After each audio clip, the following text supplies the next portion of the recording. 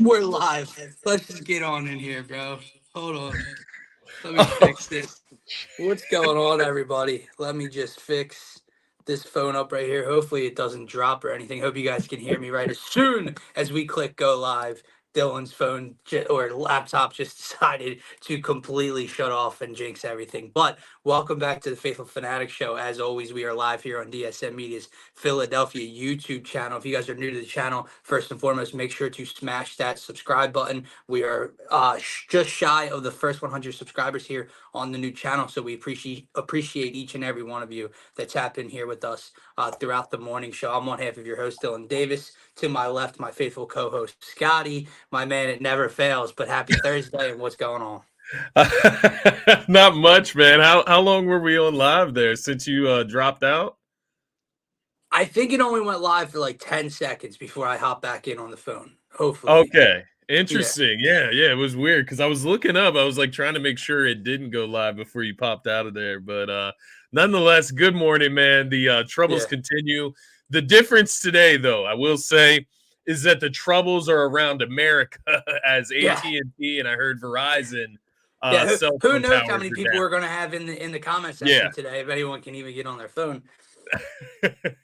So we got troubles around America today with connectivity and being able to be online. So you're not alone today, Dylan. Nonetheless, we're here though, and we're going to discuss what we got to discuss with Philly sports because Philly media does not sleep, right? They do not take breaks. Even in the off season, we get some interesting articles and reports from guys like D Gunn and I saw John Johnson from WIP. I was listening to the radio on 97.5 this morning. So there's a lot of talk this morning about a certain thing, Dylan. Yeah, I wonder what that is. Speaking of trouble around America, there's trouble right here with the Philadelphia Eagles. The Phillies have reported to Clearwater. The Sixers return to action tonight against the Knicks, apparently healthy. We're going to talk about it all. Quick temperature check around Philly sports. Flyers get another win last night in Chicago on national TV against the Blackhawks. Which team are you most confident in to bring a championship to Philadelphia in the near future? That's the main question of today's show. But like you said, let's start with the biggest storyline that kind of came out yesterday and followed up this morning with some comments of his own from Mr. A.J. Brown. That is the Eagles' Derek Gunn basically reporting that some of the issues last year were Jalen's contract, Jalen's money, being a younger guy, getting pulled in multiple different directions, being distracted, not being as great of a leader as I guess people were accustomed to, and people thought maybe the money's getting to him, and maybe that caused some issues amongst teammates and players in the locker room. And then the second half of the report is that once Big Dom got suspended, it really unleashed Nick Sirianni because he can't keep his emotions intact without Big Dom there to grab him or stop him or control the situation. And that led to more arguments and disagreements with players publicly, vocally, and everywhere in between, man. Look, I don't know what to make of this article. I don't know what to make of A.J. Brown's tweet. I don't necessarily disagree with the premise of what A.J. Brown was putting out there because reporters reporting things, fans believe them blindly, sources, no sources, whatever, and it just stirs up this whole mess. But I'm just tired of it, Scotty. Like, the season's over. The Super Bowl's over. We're moving on to the offseason. I'm trying to get back to a Super Bowl. I'm trying to see what Howie Roseman's going to do in free agency and the NFL draft and see how they can improve this team and this defense and get back to where we were just over a calendar year ago. And it's just more bullshit. It's just more nonsense. And whether it's fake news, right, by D Gunn or any of the reporters out there, or whether there's some truth to it, it's a mess, bro. And I'm sick and tired of hearing about all the disgusting Eagles nonsense that they have going on. Because again, we talk about it all the time. Read the room, man. Like, this only happens because you lost. This only happens because you were a train wreck for the last 8 weeks. I didn't hear none of this a year ago when you were winning. When we were in the Super Bowl, we were fine. When we were 10-1, we were pretty clean. and then all of a sudden losing starts to occur, and the house collapses. Yeah. So that's my first point. I'm tired of it. Yeah, no, I think it's a great starting point for the report and kind of what's transpired since they started spiraling downwards after the 10-1 start. And just for clarity, there I've seen different reports as far as like that AJ Brown account.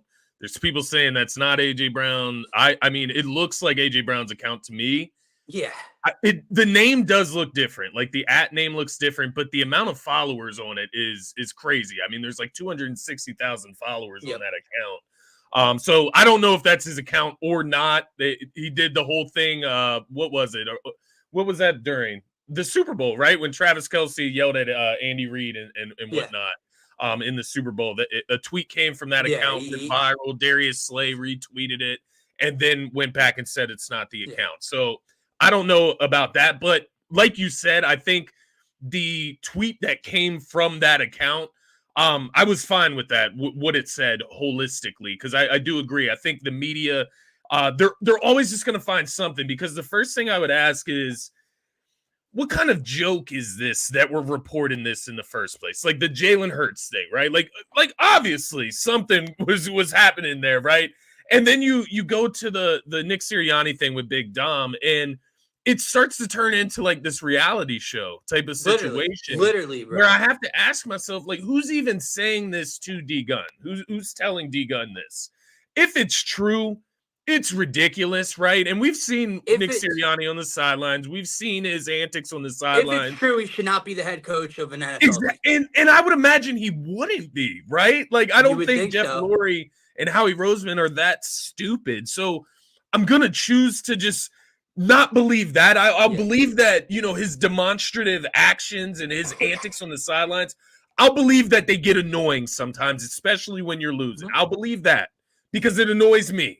But I will not believe that there's just going to be these fist fights every single game. Like he's a child that can't temper his emotions because his dad that's ridiculous. That's ridiculous. If that is true, that's ridiculous. And I don't know how we got to a Super Bowl the year before. I don't know how we accomplished that with a guy that can't hold his emotions together like that, to where you need a security guard specifically for him to manage player and coach relationships. Like, that's ridiculous. Both sides. It's just both sides. And then, of course, the AJ Brown thing, it comes from the idea that the players don't agree with that. Like, this doesn't happen.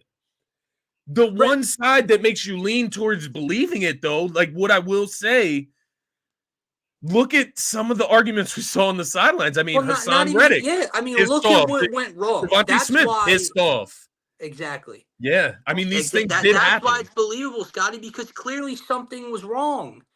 Clearly, listen, man, a leak here and there, a false report here and there happens, okay? And I get it. Everyone, we love the saying, nobody hates Philadelphia, like whatever.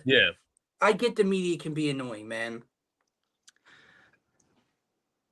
They're not all just lying 24/7, 100% of the time, okay? So these leaks are coming from somewhere at some point. And, like, what do the players actually want fans to do then? They want to pick and choose which reports they believe and don't believe. That's never going to happen. Derek Gunn's always been a very reliable person and source inside of that locker room throughout his entire career. So that's what makes it troubling. And the last part is, like, both sides of that tweet, the Hurts part and more specifically the Sirianni part, it's like, it's so ridiculous. That's what makes it feel true. Like, it's so out of this world, stupid and immature and frustrating that it's like, that just might have happened. That just might have something to it. And when you are sitting here looking back on the season, man, you're looking back on how the season started versus how the season ended. You have to have some type of explanation for why that happened, why a monumental collapse like that happened. And that's what I'm saying. Something took place. Yes, something did happen, right? Like Craig Carlton or Carton, whatever his name is. Craig Carton show, whatever that thing is. He put out a report the other day on his show saying that he knows something that happened that split that locker room, But and he I knows can't something, say. but he's not going to say it. Blah blah blah. It's like, fine, maybe he does, maybe he doesn't. But you can say that because something did happen. Like, you can Right. say that without even knowing, because a collapse like that doesn't just happen, right? Without like an injury to your quarterback. A collapse just doesn't happen like that after a 10-1 start, man. So something did happen. There's been a lot of drama out of the locker room. There's been mixed reports to the I point have where the story. AJ Brown has to do a live press conference at his locker. Like, that's how much toxicity and drama is coming out of the locker room. I have a story right that I'll save for off the show to you, that I was told before the playoffs from someone that personally knows a few linemen on the Eagles, and was told a story. But I was told the story from that person, and again, it was so far fetched, and I don't know how like serious this person is or whatever. So I was like, nah, like that. That didn't happen. So I just kept it to myself. I'm not putting it out there because like if it's not true, that's just so ridiculous to put out there. But I'll tell you off screen what the story was. But with all of this coming out, I don't necessarily know that I don't trust it anymore. So I'll tell you later. But can I just ask for a hint? Inside the locker room, an argument went a little further than just an argument. Gotcha. So that's what I was told from someone that was told that. But like my whole thing was, why would they be sharing that with this person? That's why I was like, nah, there's no way this happened. So hey, everybody's got to talk to somebody, right? Yeah, like, you got to vent, you got to talk to somebody about everything that happens. So it's got to go somewhere. But that would make sense as well, man. That's where we're at, right? Like, that's where we're at, where things like that would make sense. Things like a player sleeping with another player's woman would make sense, right? Literally, anything goes in this situation. And listen, it sounds so far fetched, except this shit happens, bro. It does, literally, in hockey, in real life. In hockey, Corey Perry like slept with Connor Bedard's mom or some shit, and like had to be removed off the team. Like it happens. So like we can't sit here and be like, yeah, okay. Like, no, these dudes do some wild shit sometimes. So we don't know. We're not going to speculate. Again, I'm not going to say anything stupid on the show. That's false and not true, and just be one of those people. But I'm not lying when I tell you that I heard it from someone else. I didn't just pull this out of my own ass. These stories are coming out of the woodworks, man, and they are wild. Well, I was told it before the playoffs. I just kept it to myself because I'm like, yeah, okay, dude, good talking to you. Now more and more it just continues to be leaked out. It's the last thing I'll say about the AJ Brown Twitter account, him or not, hacked or not, whatever the case may be. If it is him, again, we don't disagree with technically what he's saying. Yeah. But I'm just tired of hearing from AJ Brown, man, over the last couple of months. I'm tired of like, and whether it's his fault or not, like you could say, oh, well, the media is making up these stories, but no one said anything about him. And I get it. Like, that's your friend, like that. But like, it would be one thing if they continued to write stories about AJ Brown and AJ Brown being a locker room distraction or doing this and doing that. And then he responded. This is an example of it not having anything to do with you. Now it's your head coach and your best friend and your quarterback. I understand coming to defense, but like he keeps finding himself in the middle. Yeah. And that's the frustrating part. Because again, bro, when he got here from Tennessee, what were Tennessee people saying? Yeah. He's a prima donna, just like many other great wide receivers are. It's like it's in their blood for some reason, right? Yeah. But he's a prima donna. He's this. The contract talks were more than just contract talks, etc. He's a problem. Well, he comes here and we win, and there's no problems. And then we have a bad season, and there's nonstop problems. Yeah. I'm just tired. I'm tired of it all. Not just him, but like, bro. Yeah. Like, let Jalen Hurts tweet if he wants to tweet. Let someone say something publicly to defend the head coach or himself. It doesn't have to be you all the time, whether it's him or not. Like, I don't know. Like, yeah, no, I tend to agree with you.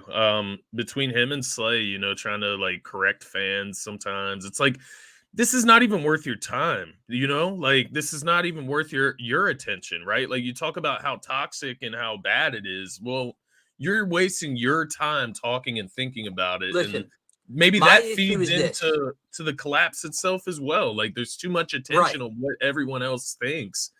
Exactly, Same bro. thing with the Jalen Exactly. Hurts thing. Like, Except for the fact, Scotty, that they got a lot to say about what everyone else thinks, but their play yeah, on the field didn't show yeah, that they thought about anything because the San yeah, Francisco 49ers ran their mouth for an entire yeah, year, personally called out yeah, teammates of yours, and you yeah, got dog walked at the link. So your play on the field didn't replicate these words that you guys want to keep throwing out on social media and in interviews. yeah. And I think, when you look at like these reports, it's like it goes both ways. Like these reports are wild. They're wild allegations. I get it. But then on the other side, it's so wild that if it's that wild to you, you don't need to respond to it. Like Exactly. the Jalen Hurts stuff, like to me, I agree. Like it doesn't even need to be reported because to me, it's obvious. Like Jalen Hurts there's something that was going on last year. He didn't play up to the level we've seen him play at. We did not see him reach that level, right? Whether that's a regression or that's distractions, something was there. His game was off last year. It just wasn't up to the level that we expect. And you could say that for a lot of guys on the team last year, right? Yeah. And so then I get to the point like, yeah, it's not even really worth reporting. But then on the other side, it's not really worth responding to either if you're Right. AJ Brown, if you're Jalen Right. Hurts, If you're whoever going it to do is. anything, man, there's It just goes ways both to handle ways. yourself in business, man. Like you're older than I am. You're famous. I'm not. Like you're a millionaire. I'm not. Like you should be able to deal with this as long as you've been in the league way better than like ideas that I have for dealing with it. Like if you want to respond to it, if you kind of want to make a mockery of this report, if it's and you guys know it's not true, quote tweet it and put some like laughing Yeah. faces, bro. And it would get people talking and they'd be like he's shutting this down or whatever. Yeah. You took a jab at the fan base, you idiot. That's my problem. We're not the ones to take a jab at. I get the media part was the bulk of it, but he had to throw in the middle of it and fans be believing it. What? Bro, you guys played some of the worst football over the last 8 weeks I've ever seen. It's the biggest collapse in season I can remember as a Philadelphia Eagles fan. You don't call out the fan base at all. You don't even put fans in anything you say this all season. God damn, man. Like it really, really rubs me the wrong way. Now, I've seen extremes. I've seen people who I won't mention on Twitter this morning quote tweeting the AJ Brown thing and saying, good riddance and this dude just doesn't get it. Get him out of here. Bro, he's a top 5 or 6 wide receiver in the National Football League. He's probably the best all-around football player we have on the team. Yeah. I want AJ Brown here. Okay? I want AJ Brown here. Let's get that very, very straight. But like he's gotta take his foot off the gas or something when it comes to calling out things publicly, man. Maybe this is just the era we live in, man. Where these guys have a voice in social media and they're gonna use it because Terry's dealing with similar things out there with Brandon Ayuk's brother. You got the Diggs brothers making comments about Josh Allen mid-season.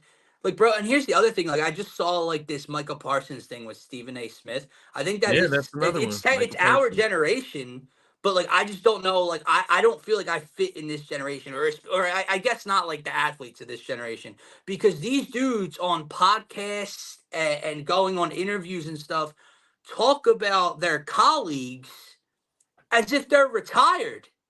And as if they've personally accomplished something. Bro, Michael Parsons dogging Josh Allen and Joe Burrow for losing to Matthew Stafford on the Stephen A. Smith show, wherever they were on. Dog, you're playing right now. Like, what is going on? Some of these dudes that have NBA podcasts, the way they talk about other dudes, like, listen, you got some balls on you. You're going to have to see these dudes. And yeah, like, I get it. Like, when you're Patrick Beverley or whoever or whatever the case may be, kind of like making fun of Cat or whatever. Yeah, Cat's probably not the type of dude that's going to do anything about it. But you got balls on you for coming out on, with millions of followers and hundreds of thousands of followers and making some of these comments. It's a crazy world we live in, man. Yeah, And that's listen. I Patrick don't mean to Beverley. keep Don't ranting. just skip over that one because that dude is. We're gonna circle clown, right man. back. We're gonna circle right back around to him, bro. But He's like a clown, dude. the thing, I mean, like, that dude's getting on my last nerve. Here's the last thing I'll say, right? And I get it. AJ Brown doesn't have a podcast, so I understand it from his point of view. Maybe he still gets his voice out there, right? But maybe he feels like you and I do with these podcast dudes. But here's the funny part: all these players hate the media. Or dislike what the media does and says and blah, blah, blah. And now, like, the new wave, the new thing is them entering the media. You dummies do realize when you have podcasts with hundreds and thousands of subscribers and followers or millions of followers, you're media. Like, when you have a microphone in your face, a camera on, you're media at that point when you're off the field. When you're talking about things and telling stories, you're media. But you guys despise the media. It's just crazy, man. And it's so ass backwards. Like, again, you bring up Patrick Beverley, so I guess it's a good time to get into the Sixers and some NBA talk as well. But, like, they want to say fans shouldn't trust the media. Yeah. But then they say things just as outlandish, and I'm supposed to believe what Patrick Beverley's been saying.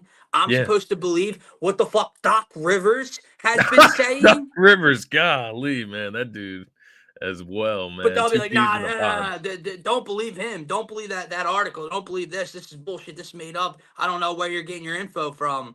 And then they'll come out, and Doc Rivers is talking about credit for the James Harden trade to the Clippers. He's talking about how he told Kawhi that SGA is going to be a star. What, bro? Oh my God! Playing Avery Bradley over him, like no, like Patrick Beverley, man, talking about Doc Rivers saved JJ Redick's career. Like that's where we're talking about athletes speaking above their level, right? Like Patrick Beverley doesn't get to speak on JJ Redick's career and what saved it, what not, what JJ Redick. I got a fucking newsflash for you. JJ Redick's career blows yours out of the goddamn water. This motherfucker said he looks up to JJ Redick and wanted to follow his path and go to Duke, brother. Like, you wouldn't have made it. No. You never could have made it. No. You're talking about a man that has done things that you could never do. And you see the hat that I had to put on this morning, man, because my Blue Devils got me a big W last night down in Miami. Yeah, they ran through them. I laid the team total 77.5, and I laid the spread. Would have been a much smarter move than me laying the over because Miami decided to score all of like 50 points. So yeah, Miami didn't show up, but nonetheless, man, I thought that was a clown behavior by Patrick Beverley. And the thing is, you're going out on this limb. You're going out on a limb to like praise or cape for Doc Rivers, man. And Doc Rivers just he had to be referring to Patrick Beverley as part of the team that was off in Cabo before the All-Star break because Patrick Beverley did not perform well in that game either.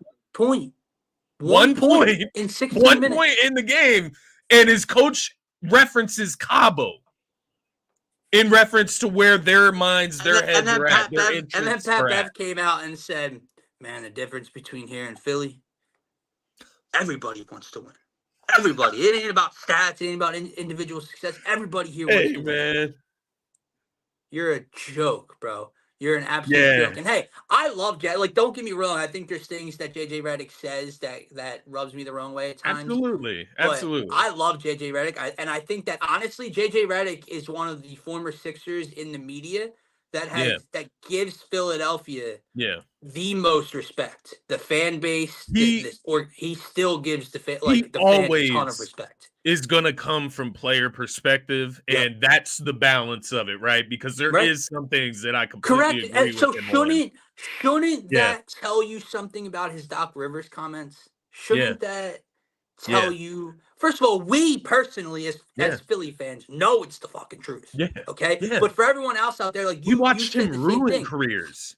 If you follow JJ Redick podcast, ESPN broadcast, whatever he's doing, JJ Redick, like you said, comes from a player's perspective, and he defends players to the Yeah, fullest. yeah, So if he's saying something about a former coach of his, don't don't you think there's something to it? If you don't yeah, know Doc Rivers as well exactly. as Sixers fans know Doc Rivers, it's crazy. It's absolutely crazy. So what JJ Redick said, 100% the truth. Patrick Beverly, like Marshall Lynch said, has done a complete 180, pissed Yeah, off every Philadelphia fan known to man. He's just on a run, bro. He's just on a media tour, and like, bro, good for you. Like, let's be honest, Pat Bev's career is probably up soon, yeah. and he's starting to build this up. So good This for is him, what he has to right? do. Like, Yeah, yeah, he's his next step, his next career, his next way of life he's building up, and I guess this is his way to do it. But that, to wrap it all together before we get into some Sixers talk, that's what pisses me off. You can clearly tell it's almost like a shtick when it comes to Pat Bev. The yeah. At this pandering, point, the story yeah, he tells, the lies he yeah, tells. He's a player in the media talking nonsense, yeah, but then players tell fans that the media is always lying. yeah. And that's the Come on, thing, you can't have it both ways, bro. and that's the thing with having a podcast, man, is like you're gonna sit here, you're gonna talk this trash on players, which fine if that's what you do, but like you you can't be Pat Bev that shows up and doesn't make an impact in the game and talk shit on players. Like Oh, I don't know. Scotty, Like bro, he impacts it's the game great in when he's so on many your team, different right? ways. He's exactly what you said, man. He's just an ultimate panderer, if that's a Yeah. word. I don't know if that's a By the word, way, but listen, to get into the Sixers talk, to transition here, this just gives you the levels of leadership and the levels of just being a veteran and being in this league and being a winner in this league, right? yeah, Patrick Beverly going on this historic pandering run that he's on made comments when about the Kyle Lowry signing, and basically he was traded to make room for Lowry on the roster, etc. And this is what did why. he say, Scotty? He's going to be on Kyle's ass, right? Yeah, Well, Kyle Lowry was asked about those comments made by Patrick Beverly, and I loved everything he had to say. He like yeah, made a joke of it, but was like, I have respect for Pat. He's got a great podcast, but I don't listen to podcasts. Like a jab, like it's real great, but I don't give two yeah, shits. I don't listen yeah. to it. But Like I'm not like entertaining that. that's a leader. That's a veteran. That's a guy that's been around the block. And then you got this other dude who thinks he's one of the most like well-respected people in the NBA, just talking Yeah, nonsense. So yeah. Sixers It's return weird, to man. action tonight at home. 3-game homestand coming up right here. Humongous spot. Back to back tonight against the Knicks, the Cavs Yeah, tomorrow, and then an afternoon game on Sunday against the Bucks. It's going to be a big time run, but injury report, Scotty. We talked about the other day. We weren't sure how true it was. yeah, It's looking pretty true, apparently, to Nick Nurse as of later last night. DeAnthony Melton expected to play unless anything goes wrong today. Nico Batum expected to play. Kyle Lowry not on the injury report. I don't believe Tobias Harris is on the injury report. yeah. He was off it yesterday. The only person missing time, Robert Covington, who hasn't been around for a minute, right? So they're coming back to action tonight, as healthy as you could hope for right now, knowing the extent of Embiid's injury. How are you feeling coming out of break with this one, man? Getting this team the rest they needed. The Calvary's here. Buddy Hield, campaign, Kyle Lowry, all the health returning. You got to be feeling pretty good at this moment. Yeah, I'm feeling probably about as good as we could possibly feel, and I think something else to throw in there, man. The Ramona Shelbourne report as well about Joel Embiid and Yet they. his premised return to the court, return to practice already. So that's great news that he's back up and walking, training a little bit, and getting ready to return. And it's great signs, right? It's not a report that's closing the door. It's a door. It's a report that's actually opening the door up Yep. more for that to actually occur. And I think that will give the rest of this team more and more motivation as they start to see Embiid more and more around the training facility with them. So I think it's great because it gives you a light at the end of the tunnel, and that's what a team like this is going to need. I do love that Kyle Lowry getting added to the squad tonight. If D-Melt returns tonight, that's going to be great depth for the backcourt. You're going to have a ton of options to work through. Campaign has looked all right at times with this team. He's looked good at times, right? So you're going to have a lot of different options back there to mix around with Tyrese Maxey. Love what Kyle Lowry had to say about Tyrese Maxey as well. He's here to help him lead this team, help him grow, and help him organize this team. So I love everything about that. Getting Batum back, getting Tobias back. We'll see, right? The thing with Tobias, right? I'm not going to sit here and rag on him this morning because at the end of the day, we're going to need Tobias and his 20 points a night in order to get where we need to get to in this conference seating while Embiid's out. The thing with Tobias, if you're injured, don't play. Like if you're injured at all, do not play. Do not come out here sluggish because we do have options. We have guys that can just give us energy. And energy is better than a sluggish, 75% Tobias Harris. If you're not 100%, then don't play. If you're 100%, then I expect him to go out there and contribute the way he needs to. And maybe the time away, right, with Ricky Council out there, other guys getting those minutes, maybe it gives him a little bit of a different perspective of what he needs to bring to the team with Tyrese Maxey out there on the court. So looking to get him back, that's going to be great. Getting Batum back, such a smart player. He's going to help defensively.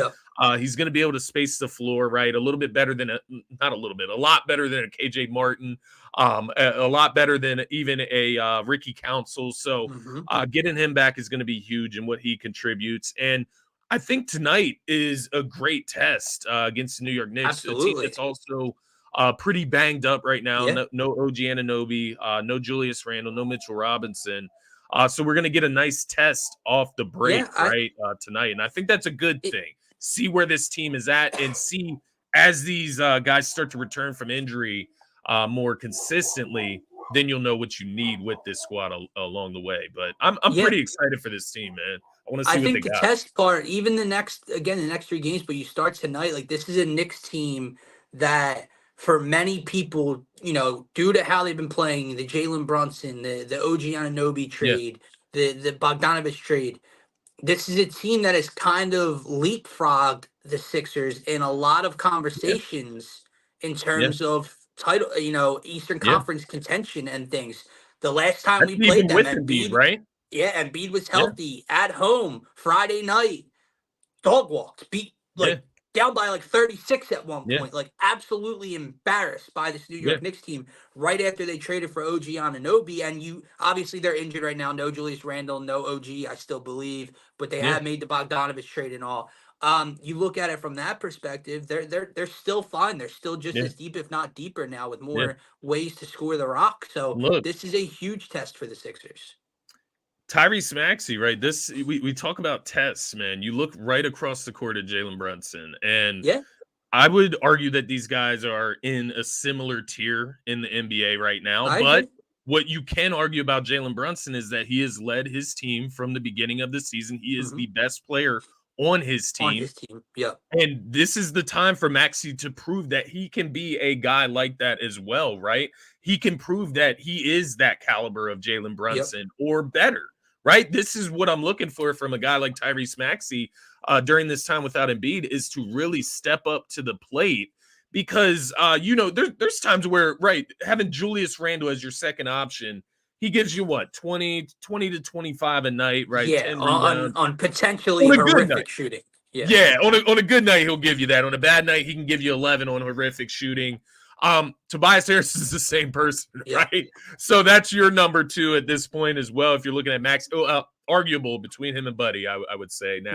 We'll see how Buddy. That's another guy I'm excited for throughout the rest of the season. I'm interested to see, man. You talked about that lineup, so a few things. Like you just said, I'm interested to see again. Still no Embiid, which is going to be the focal point of everything when he returns. But you get all these guys coming back, guys that are going to have opportunities to get the ball in their hands and shoot and score. How does Buddy fit into this now, right? Into this rotation, into this team where he's asked probably to do a little bit less, right? Less ball in his hands, less just driving and getting I whatever. think that would So be good, we'll though, see what he right? looks. Oh, I agree. I agree. I I think that don't would be think good. asking Buddy Hield to be the second option on a championship team is a good thing. So Right, right. it's good that they're getting healthier. I hope that it's a smooth, not forcing anything, not being passive because this guy's Yeah, back. Buddy Hield, you're going to get yeah, the ball when you're open. Let that bitch fly still. yeah, But you're asked to do less in terms of yeah, playmaking and stuff like that. But it's good to know that he has that. The other thing, man, Kelly Oubre Jr. I'm interested. Should yeah, be coming off the bench if Nico Batum and everybody and Tobias Harris play tonight. So I'm interested to see that. Right, like yeah, I thanks to Kelly Oubre Jr. for what he's done in their absence. I've loved him since they signed him. The value of the contract, the way he's been able to score the ball, but he's clearly a much more viable and dangerous option coming off the bench for Nick Nurse than being asked to be a starter, yeah, being asked to be a second or third scorer on this team yeah. with all the injuries. That That's gets when you get the put bad there. shooting. That's when you D'Anthony get the bad Melton, if shots. he's back tonight, Yeah, coming off the bench, right? Because Buddy's yeah, going to get that start. I would assume Buddy's going to get that start at the two guard position next to Maxey. better. Yeah, And then you have the mixture of Kyle Lowry and Campaign. I'm assuming both are going to get playing time. They yeah, should, and see how it works. So, what we get to see tonight is as healthy of a roster potentially that we're going to see. The Embiid thing, obviously, it's not the full roster, but Embiid's the center. A backup center is going to play. With these guards and these forwards, you have a whole circle of guys you can throw in. So yeah, I'm interested to see what Nick Nurse does with all of that rotation. Ricky Council, like you said, has played himself into minutes yeah. heading into the All-Star break. Because So he that's won't the just thing be with subbed out. Rocco. I have to ask myself, like, if Rocco comes back, is he better for your team than Ricky Council and the energy he provide? Like, they both provide very different things. I think Rocco will have a role He's a specifically niche guy. defensively, right? Yeah, I think he deep can hit coming the off the three as bench. well. Exactly. I He's a think when you reliable play three-point shooter. Milwaukee, when you play Boston, Rocco is a guy that can come off the bench for you, get you 8 to 10 minutes a night, and play decent defense on one of the longer Yeah, wings that they have. So yeah, I think there's definitely a role for him. I think Nick Nurse said about 3 weeks they're hoping that he can come yeah. back. 3 weeks. So Which don't have to worry puts about it us now. into mid-March at that point. So Yeah, we will see, man. But I'm excited. I'm excited for this stretch, and I think tonight is a very interesting tell. Again, I know matchups, styles make fights, right? And yeah. maybe they just don't, even healthy, they don't match up well with the Knicks. Maybe that's the case we saw last time we played them. But like, I think tonight's a very telling sign of where the Sixers are on this stretch of a tough schedule, minus Joel Embiid on the basketball floor. If Let you me ask get you blown this. out of the water tonight, it kind of makes you go, okay, well, now we need to bounce back against Cleveland. And if you Let don't me ask bounce you back on the this. second half of back to back, do the wheels start to spin, right? Yeah, no, definitely. Do you consider this? I'm not going to say a must win, but like on a scale of 1 to 10, where are you Yeah. at with winning this game tonight, Yeah. or I mean, maybe like you one of the said, next two?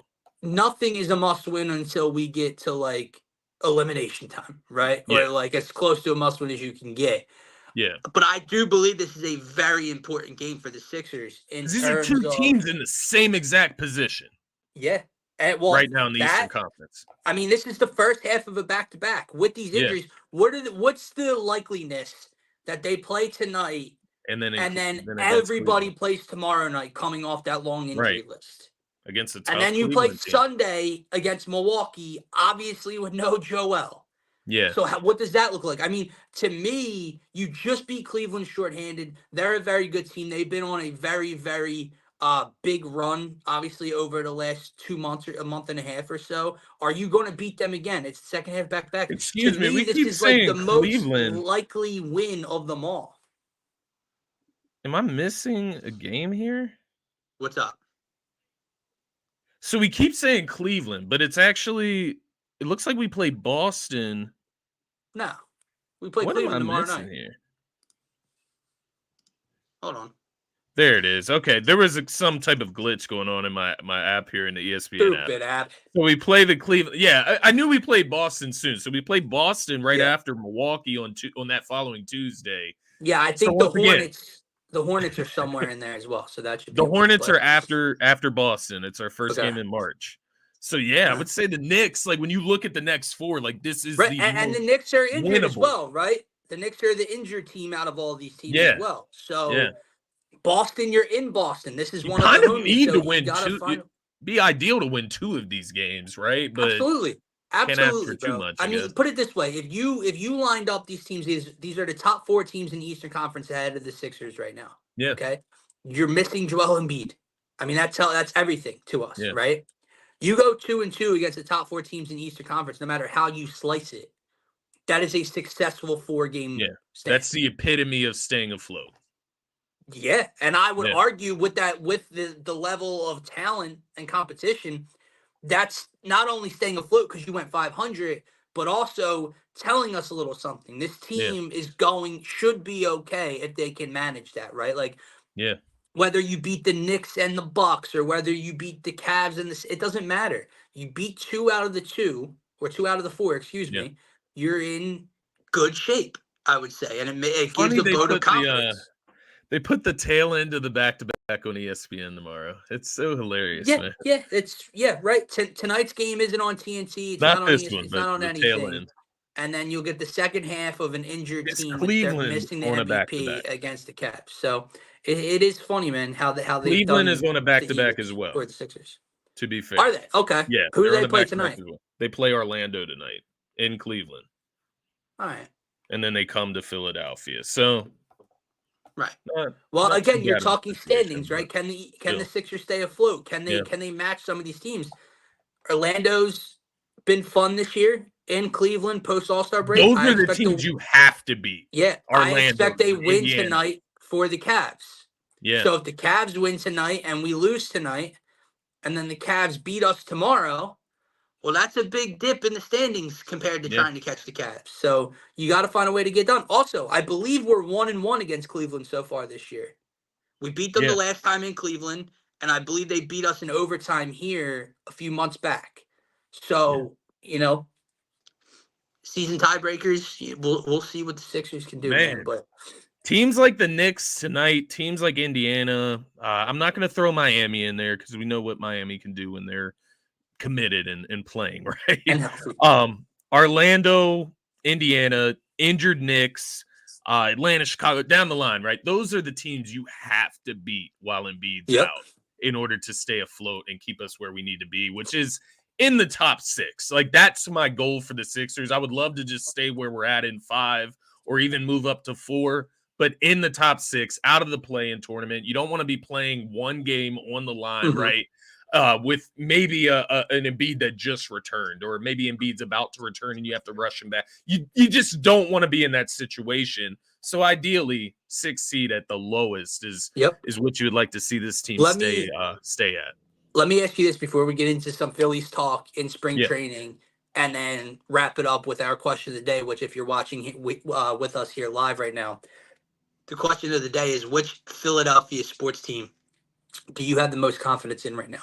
Most confidence to win, most confidence to bring a championship to this city. We haven't talked Flyers. They got another win last night on the road on national television. They're right in the mix, still in that Metro division to make the postseason this year.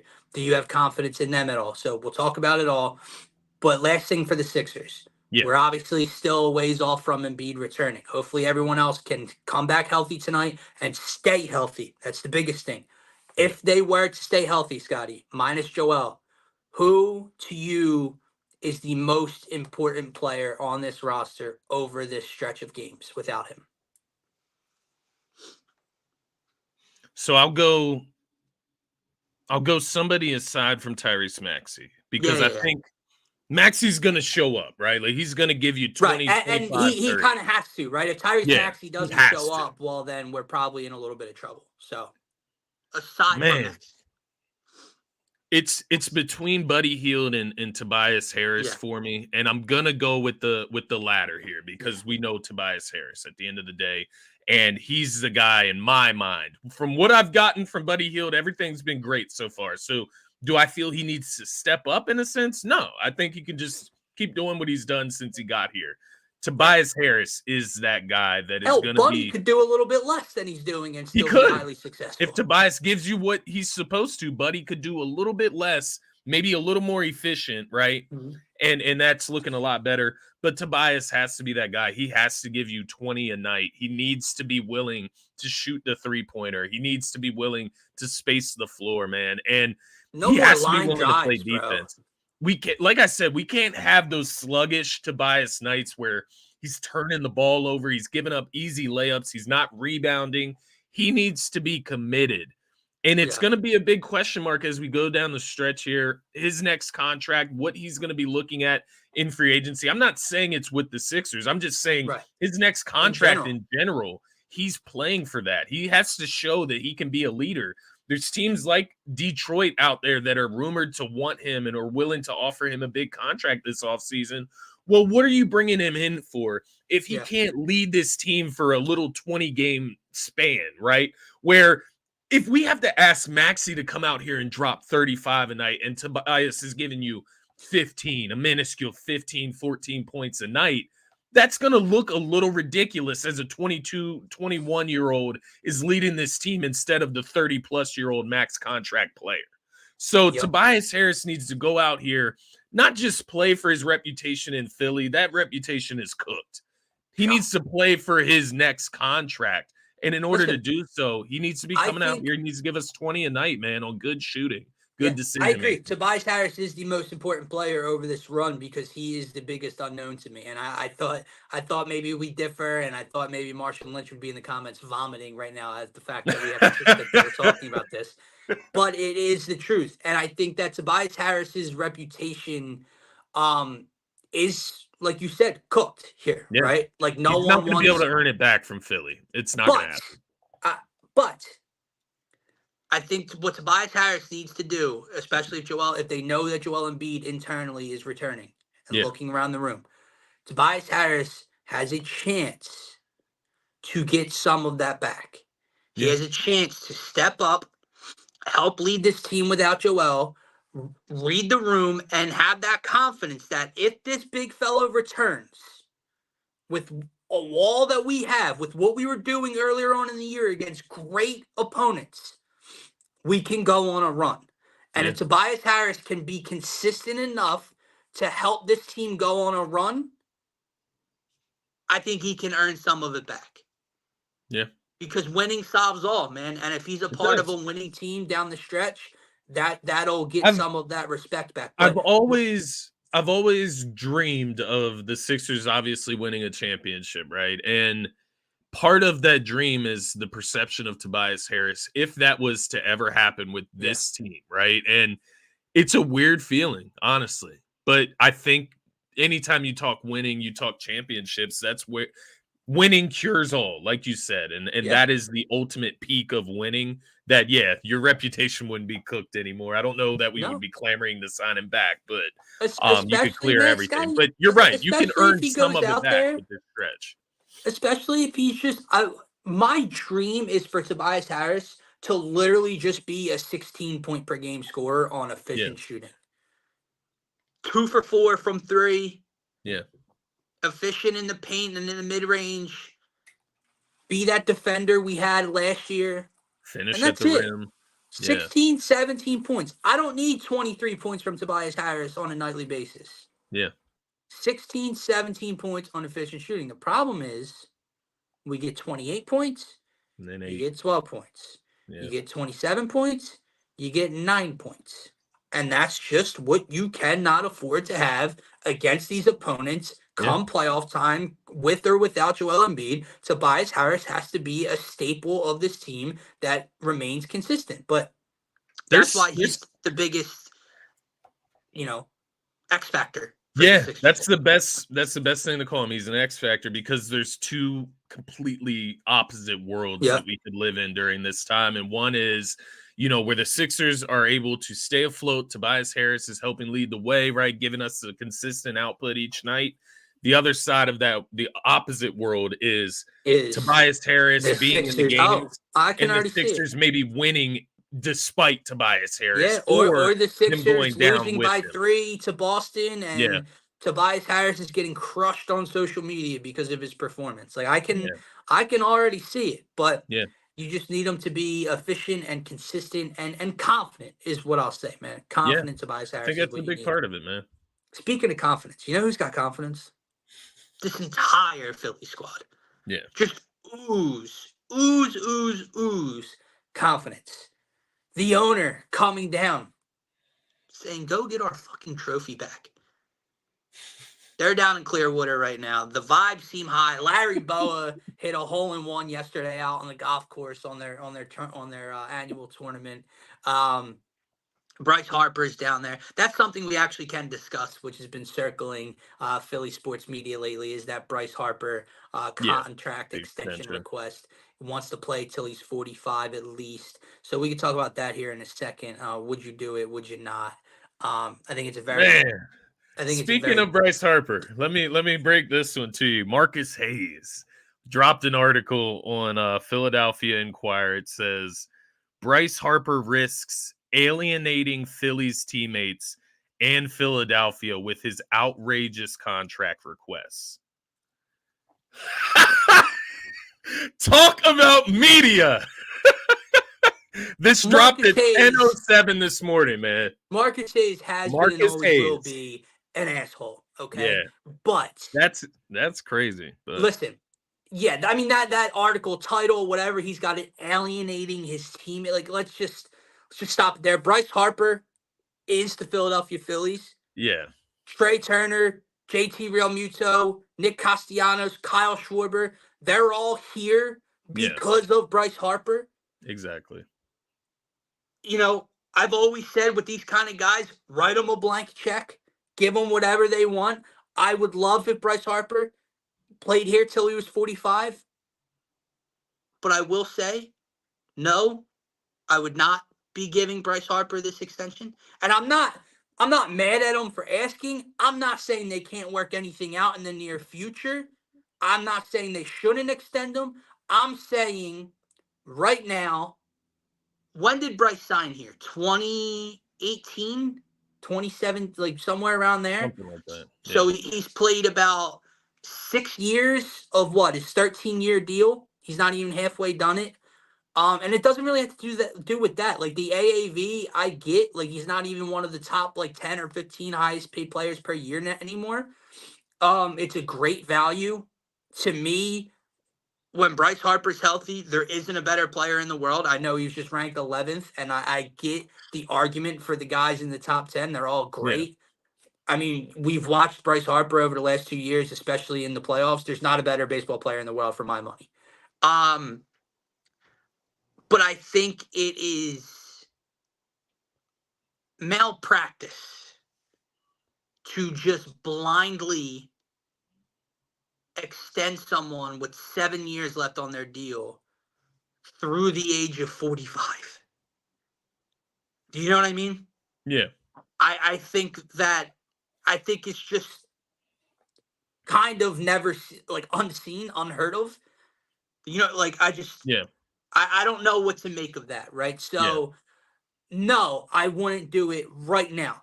But I would tell Bryce, you are welcome here as long as you want to be here. And we'll get something done in the future. But like yeah.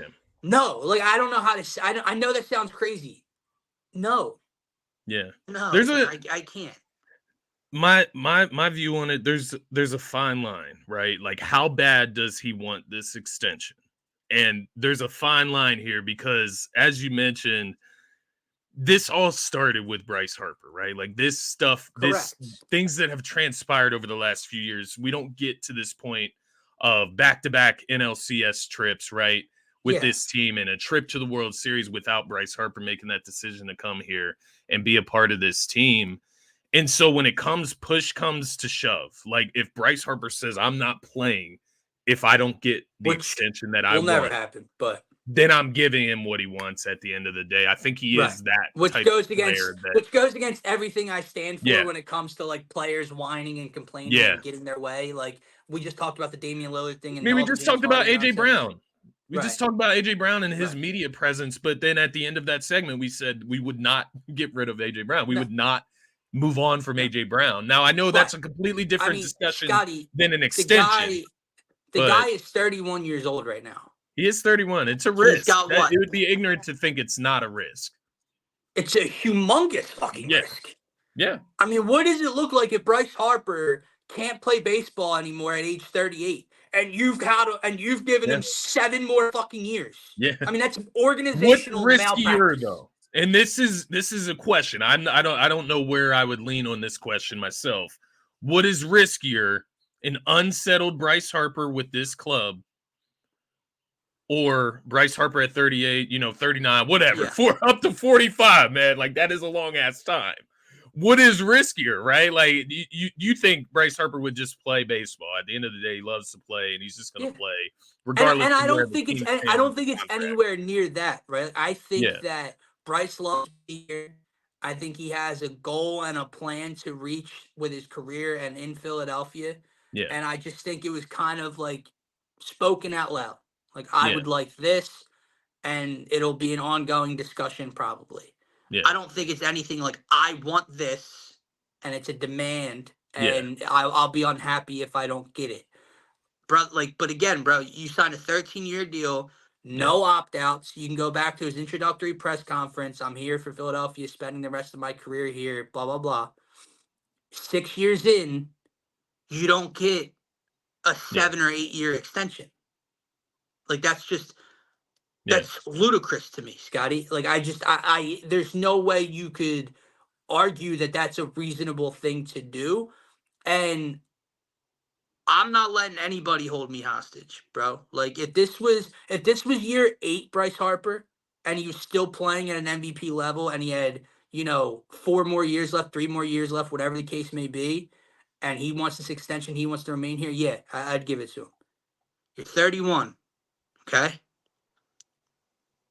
I'm not signing you till you're 45 right now.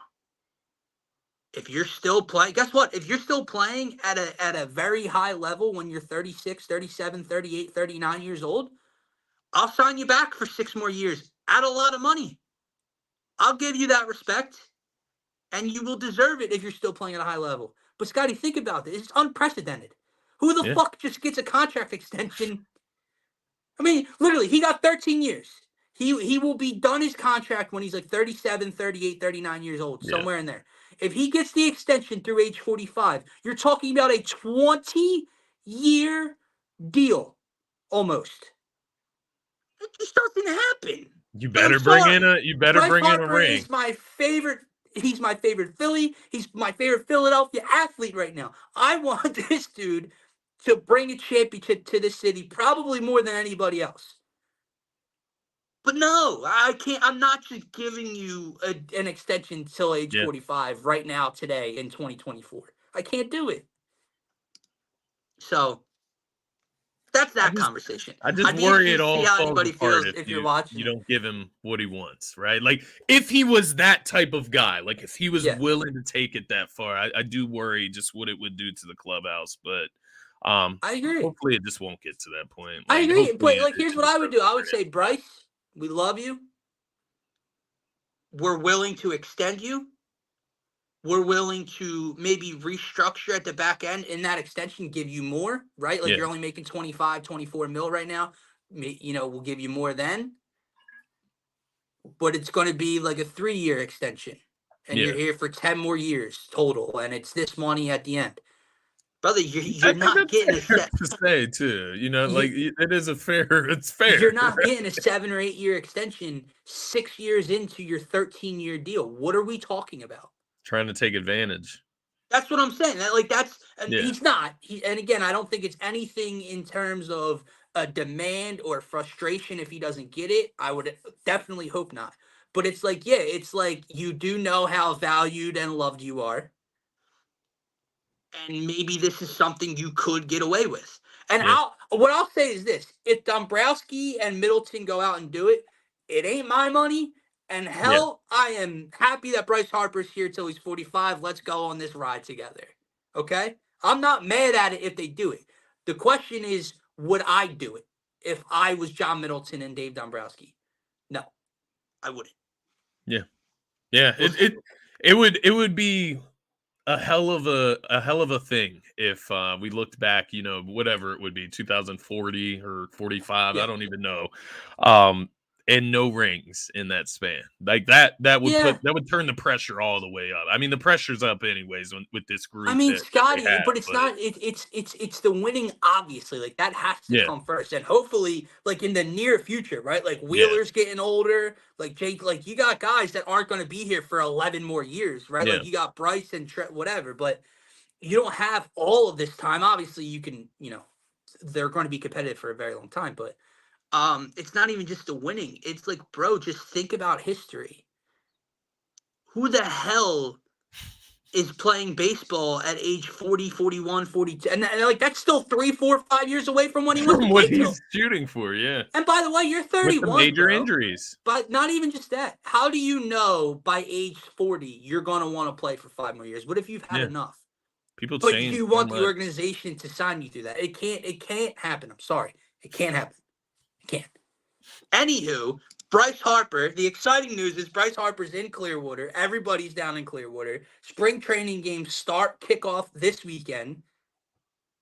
And we get a fully healthy Bryce Harper for an entire season. Trey Turner comes into spring training now, no World Baseball Classic, as well as JT Realmuto and everybody else that participated last year.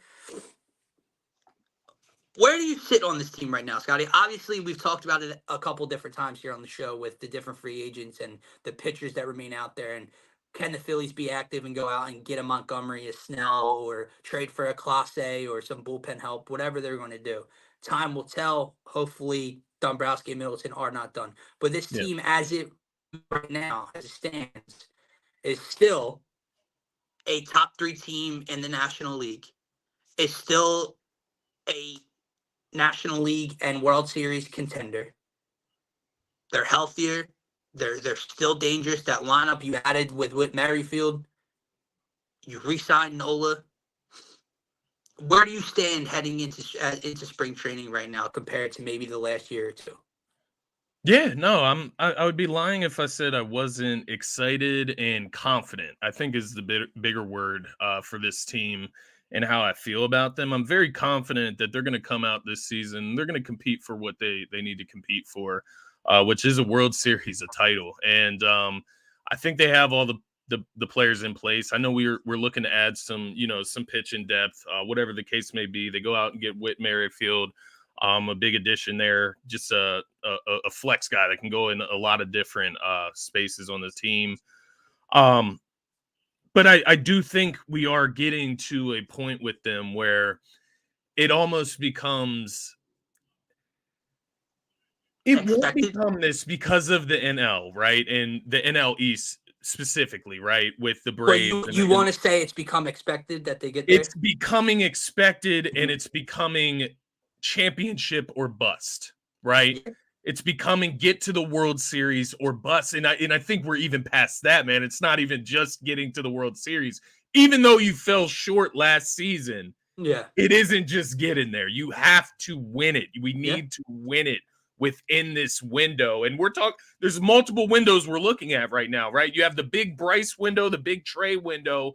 But as you mentioned, you got the smaller windows like Zach Wheeler, right? Mhm. Your number one ace. And you have to take advantage of the good years of these guys, right? Even Nola, right? We signed him back to that extension. We got to hope he has a few to a lot of good years left in his arm, right? Yeah. And I think that's where I say confidence Yeah. almost more than excitement, because I am excited. I'm excited. I'm going to be excited. I'm going to be amped on opening day. Yeah. I'm going to be amped for, the first couple months of this season.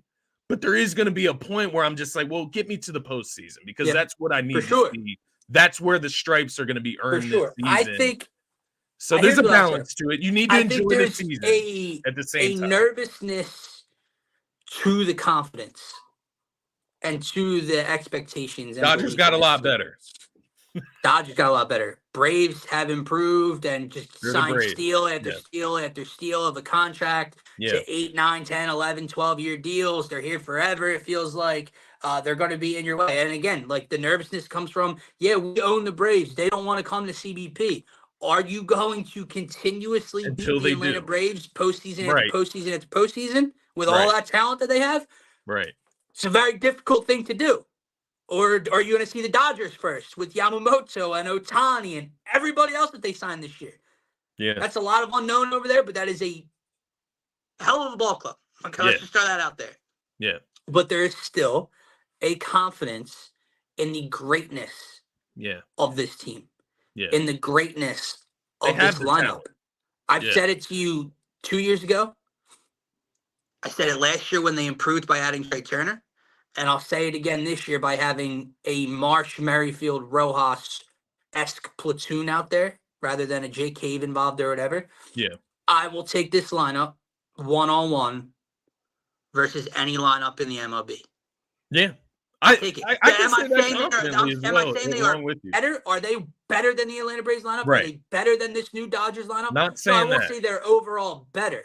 But they're peak matches. There's not much difference. There's not they're much peak of a gap. matches for sure, right? Like the peaks in the valleys of these teams, they match, right? And that's the big thing. That's where the confidence comes from. But let me ask you this, just some more, we want to look at it holistically until we get closer to opening day, right? We'll get into more like player projections, stuff like that, but not an official projection for the team, but what's your feel on this team this season? Obviously, injuries will play a factor into it. It's a long season. But is this a team that is going to be scraping for wins to get to the postseason at the end of the year? Set me up perfectly, bro. Be in prime position. Set me up perfectly. That's literally where I was going to next with you. I was about to say there's a next step this Phillies team hopefully can get to and possibly needs to get to. Now, look, they're not favored to win the division, nor should they be. The Atlanta Braves very well they're going to win 100-plus games. Hell, they might win 110-plus games again. So I'm not saying that. But I think the next step, the next level, the next gear the Phillies need to get to is being a dominant regular season team as well. Yeah. Now, you might not win the NL East, but maybe you win 96 games, 95 games, 97, somewhere in that ballpark. Because, I know they're incredibly streaky. The lineup can go cold. Nola can have bad starts. Injuries do occur to the rotation and everything in between. But that happens across baseball with everybody, right? Yeah. This team is just too fucking talented. Yeah. To win 88 games and squeak into a wild card at the end of the year. They are too effing talented. They have, if not the best, most complete lineup in baseball, for sure a top 4 lineup in baseball, and the gap, or top 5, and the gap from 1 to 5 is this big, okay? So they're right there.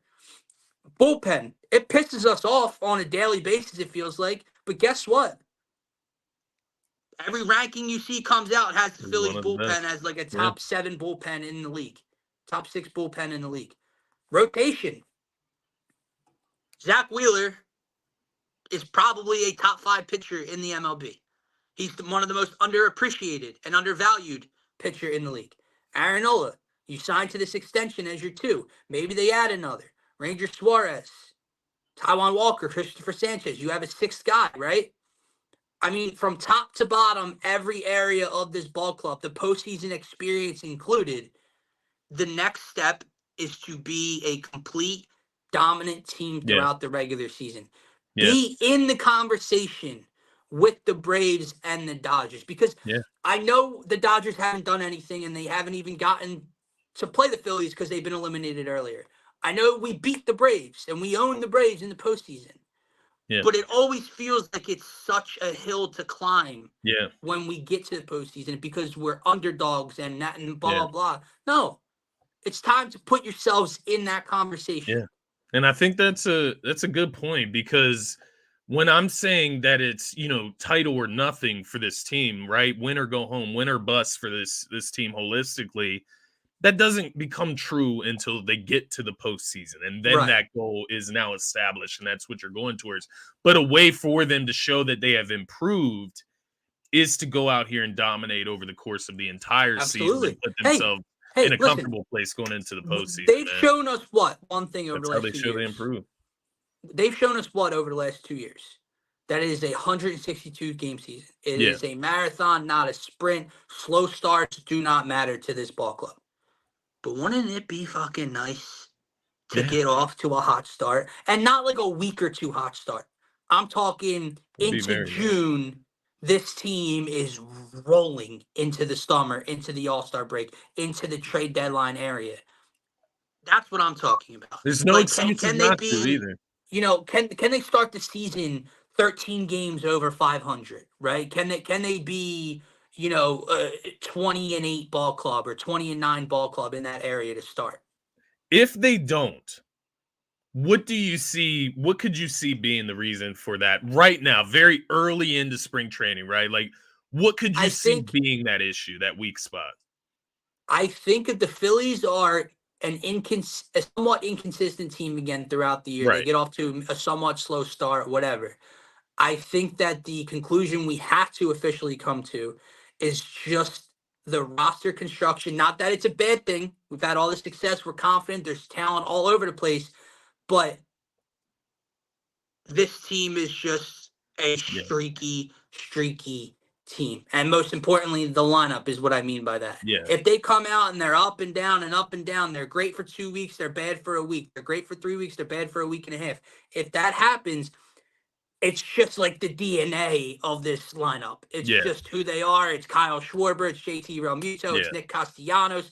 It's these inconsistent Alec Boehm Your hitters eyes are that gonna go go on there long runs and immediately. they don't. Yeah. That's the one thing that holds them back right now from being that dominant team. Can they remain consistent? Yeah. I think health will kind of overcome some of that, right? Like, I think Schwarber and Boehm and Costy's inconsistency shows a lot more when Bryce Harper isn't in the 3-hole. Yeah. When, Jake Cave has to play left field. Because those inconsistencies matched with bench players hurt the production. You have Bryce Harper, Yeah. you have Whit Merrifield, you have Brandon Marsh, you have this. Then a slump by Nick Castellanos probably won't mean as much. Yeah. So I would say that's probably the biggest roadblock. Yeah, no, I tend to agree with you. My mind goes straight to Nick Castellanos, and maybe he's just the name that's on the hot seat for Philadelphia right now. But I mean, he's it a goes to a bunch of polarizing different X guys. factor, bro. Yeah, Like it is. I mean, again, you go back to that. you don't want him postseason to run become last year. Tobias Harris, right? Yeah, except the highs are probably just so much higher than Tobias They Harris's are. highs. Like They bro, are. At least you go he's an back to that all-star. run last year. Nick Castellanos is quite literally like the reason you beat the Atlanta Braves. Yeah, Like he was so good and he and was the dangerous guy the against first the half Atlanta of the Braves. season last year as well. I mean, right? down 1-0 in Game 4 against Spencer Strider, halfway through the game, looking dominant. Costi rips one into left to tie the game. It's another one, 800 feet in that game to take the like. He is the one, look, maybe the biggest reason they won that series, and then became one of the biggest reasons they struggled at the One of the plate biggest against Arizona. distractors. Yeah, So it's crazy, man, what he is. So yeah, the you got to Heisman hope for winner. more consistency from Nick Castellanos this year. I'll say this to wrap this conversation up, though. Yeah, I know there's been a lot of back and forth. The lineup card's going to be a conversation all year long. I've already yeah, seen the people on TikTok and Twitter. Here would be my lineup, and Bryson Stott's leading off. Shut the fuck up. Kyle Schwarber is the leadoff hitter. We're not having this conversation again, okay? Secondly, will be all season. you're going to see adjustments throughout the year. There are going to be slumps. There's going to be injuries. Guys are going to get moved around. I would start the year with Nick Castellanos as my 4-hole hitter again. I would run it Schwarber, Trey, Harper, Castellanos. And then from there, whether you want to go, JT 5, Boehm 6, Stott 7, or flip any of those three, and then Marsh and Rojas or Merrifield at the back end in 8 and 9. But I think as inconsistent as he can be, Nick's power and the double ability and everything is so much more valuable in the 4-hole than like JT, man. Like you want to talk about inconsistent. I mean, JT Realmuto is inconsistent with a lot less of a ceiling than Nick Castellanos has. Alec Boehm, we saw that experiment in the 4-hole in the playoffs. came up very short. I don't trust.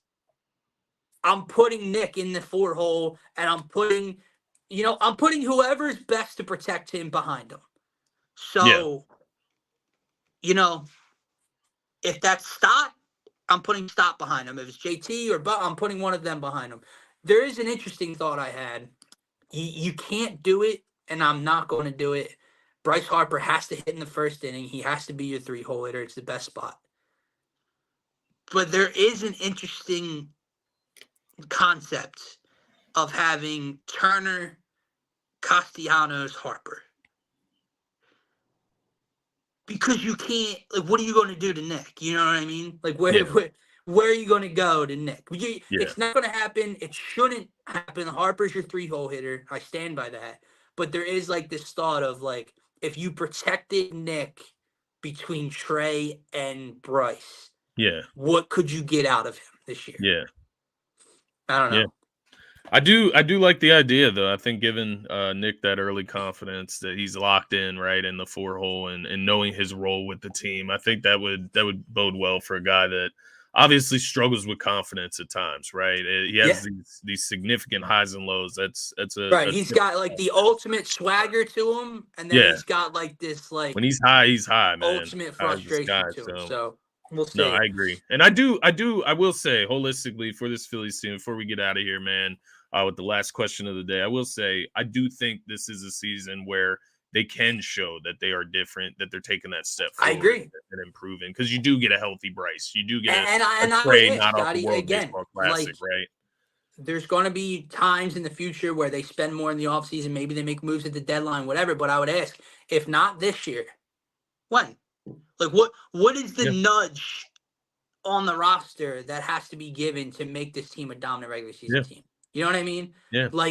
Do you think it's one of those things where if it does look a little shaky, right, towards the middle of the season, approaching the trade deadline, is this a season where heads will roll? A Castellanos might get traded if he's slumping it out like he's done in the past. Is it that? We'll see. Make or break? I don't think so, just because of the track record. You put this team together for 2 years, and they've been to a World Series and hosted Game 7. Yeah, you don't do that. And they've done the same roller coaster ride the first 2 years. So I don't see anything like that. But to your point, I think just the reaction from the fan base will be a little different probably if Castellanos is up and down again and everything. But that is one area where I did see a quote from some reporter where people are frustrated that Dombrowski's not overly active right now. We haven't gone out and gotten Snell or Montgomery or anything, and maybe he will. But if he doesn't, people are probably going to be frustrated. But quote from Middleton to Dombrowski, or is a quote that someone got from Middleton on what his message to Dombrowski is. And it basically was that if you don't spend it now, think about what you can do at the deadline. So there's this kind of message of this could be a very interesting trade deadline for the Philadelphia Phillies this season if they don't go out and spend more money right now. So we'll see. But to your point, the question of the day, man, that we started with before we got out of here, we went through the 3 teams. We hadn't really talked Flyers, but that's okay. They got another one last night. They're in the playoff hunt in the Metropolitan Division. But of the 4 teams right now, we can kind of hone it down to 3, but still. Who are you most confident in? If you guys are watching, drop your comments below. Most confident in meaning, anything from who are you most confident in to bring a championship to this city now or in the near future? Most confident in just in a nightly basis to have the most success out of all the teams here. And for me, Scotty, I think it's very apparent. I think it's very obvious. It's the team we just talked about. It's the team with the most experience and history and bigger track record over the last 2 years. Yes, the Eagles went to a Super Bowl 2 years ago, but then you watch the decline this year. The Phillies responded from a World Series appearance to an NLCS appearance where they should have gotten back to a World Series. I know they've been quiet, but they spend the most. They have the most probably star power of the 3 teams, I would say, combined on a roster. I think it has to be that team. I mean, I'm confident in the Sixers. I am more than most if they can get healthy and Embiid comes back. I have to be confident that the Eagles can build this roster up this offseason with Howie Roseman. But no, my confidence solely relies with the Philadelphia Phillies to bring a championship to this city right now. Yeah, I think it's tough for me because there's three teams, like you said. I mean, the Flyers, they're not championship or bust by any means, right? We'll be happy if they just make the playoffs. Like that would be a great achievement for this season. But talking about championships with them right now doesn't really make sense. The Sixers, obviously, Embiid out right now. He's injured. That's going to be a big detractor there as far as confidence going forward with that team, doing anything or going towards a championship here. The Eagles and the Phillies. Those are going to be my two top teams here. And I don't know if we lost Dylan here. It's been frozen there for a second. All right, I'm just going to keep going here. Maybe he'll pop back in here in a few. But nonetheless, it's between the Phillies and the Eagles for me right now. And the reason that the Phillies aren't just this breakaway pick for me ultimately is let's get Dylan out of here. That's distracting. There, I think he popped out. All right. Yeah. So the thing for me with the Phillies and the Eagles,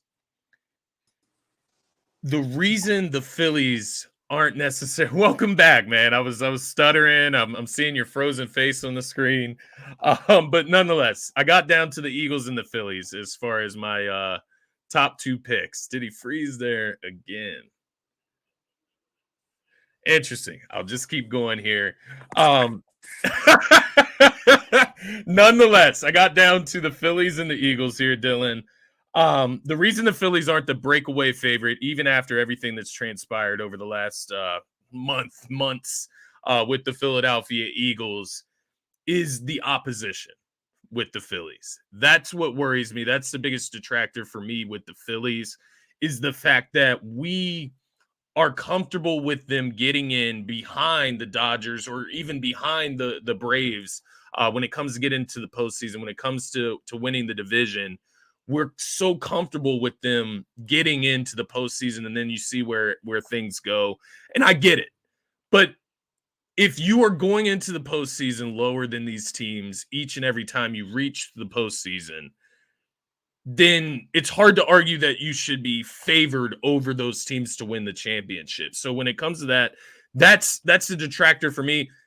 On the other side with the Eagles, you can argue the Kansas City Chiefs, right? Like aside from all the other teams in the NFL, you can argue who the hell is going to beat the Kansas City Chiefs and take them off their throne.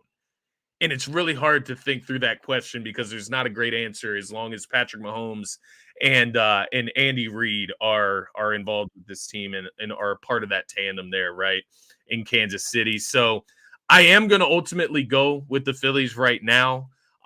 Their season's about to start. They have all the excitement. There's expectations are through the roof, right? They have a clean slate, I should say, going into this new season this year. And so I'll give them the benefit of the doubt right now as a team that doesn't have this drama coinciding with them. Yes, they had the collapse in the NLCS against Arizona, but you've got to refresh. You've gotten a full offseason. You come back refreshed.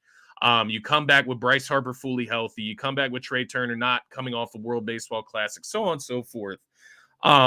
They deserve that confidence, and I will give them that as my number one team that I think has a chance at winning a championship in this city as of right now.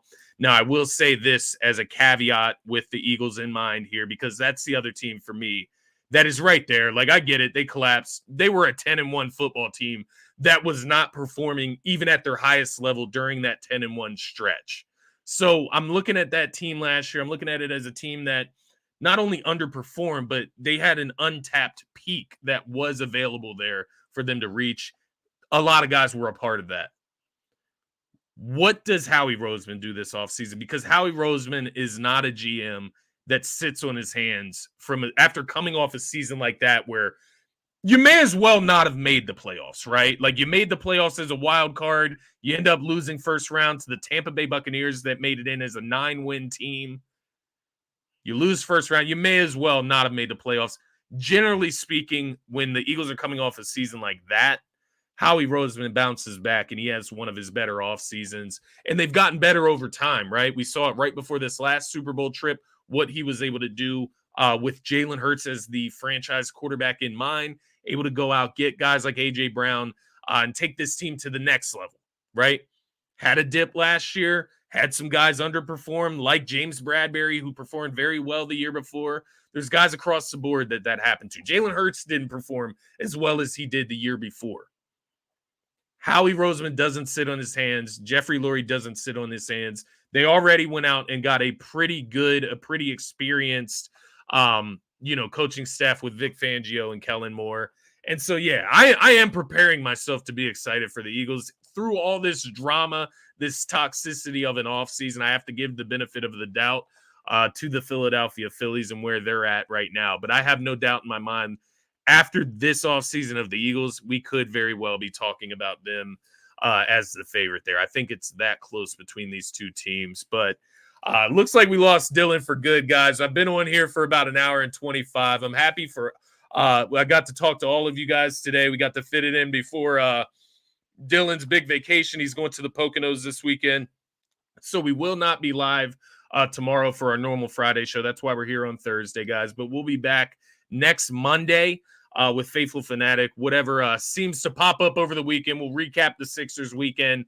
I'm sure some other news about the Eagles will pop up. Maybe somebody's banging one another's wife, something of that nature. We'll have more Phillies news by then. So definitely tap back in right here on DSM-Media Philadelphia YouTube channel. Be sure to like the video, subscribe to the channel, and check me out later on Scotty Talks NBA YouTube channel. I will be dropping an episode as we come out of the All-Star break. I'll talk a little bit about the All-Star break itself, the All-Star game. How can we fix it? I don't really think we can, but we'll talk about it. But more importantly, we'll talk about predictions for the rest of the season. I'm going to give you my seeding 1 through 8 in each conference. I'll give you my 1 through 5 top 5 MVP candidates. And that'll be a nice little episode releasing later today on the Scotty Talks NBA channel. So head over there and subscribe as well, guys. Have a great rest of your Thursday. It's weird being here on a Thursday, but have a great rest of your Thursday, guys. And I will see you later on Scotty Talks NBA, or I'll see you next Monday on the